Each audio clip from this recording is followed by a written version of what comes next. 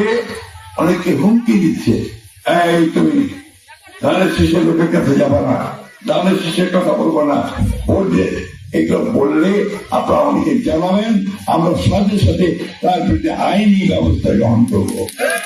সরকার তো পরিষ্কার করে বলে গেছে, এই নির্বাচনে কেউ কাউকে হুমকি দিতে পারবে না, এই নির্বাচনে কেউ কাউকে ভয় দেখাতে পারবে না।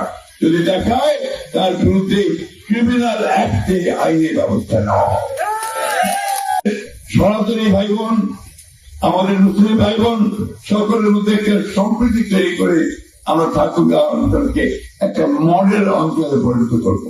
এখানে ভেদাভেদ থাকবে না, এখানে একসাথে আমরা কাজ করবো। এই সবাই রাজি আছেন এখানে কাজ করতে? তাহলে কাজ তুমি দেখার আমাকে ওই পিছন দিকে মায়ের হাত করতে ভয় পাচ্ছে নাকি?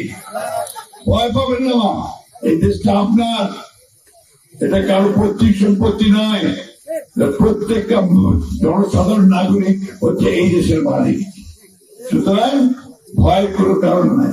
আমরা সারা জীবন লড়াই করছি, পাকিস্তানদের বিরুদ্ধে লড়াই করছে, আর আমাদের পরবর্তী সরকারগুলো যারা অন্যায় করছে জনগণের সঙ্গে তাদের বিরুদ্ধে সংগ্রাম করে লড়াই করে আমরা জয় করছি।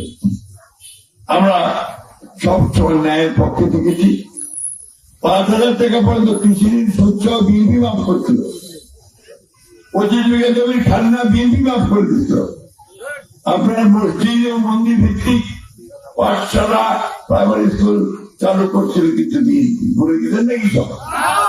এবং এখনো মন্দিরগুলোতে কিন্তু আপনার অনুদান দেওয়া হচ্ছে, মসজিদ অনুদান দেওয়া হচ্ছে, সেটা আমরা ব্যবস্থা করেছি।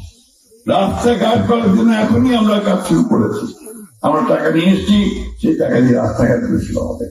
সুতরাং আমি আপনাদের কাছে প্রধান জানতে চাই যে আমরা কাজ করতে চাই, উন্নয়ন করতে চাই, আমরা স্কুল কলেজ মাদ্রাসা সবকিছু উন্নয়ন করতে চাই, মানুষকে কাজের ব্যবস্থা করে দিতে চাই।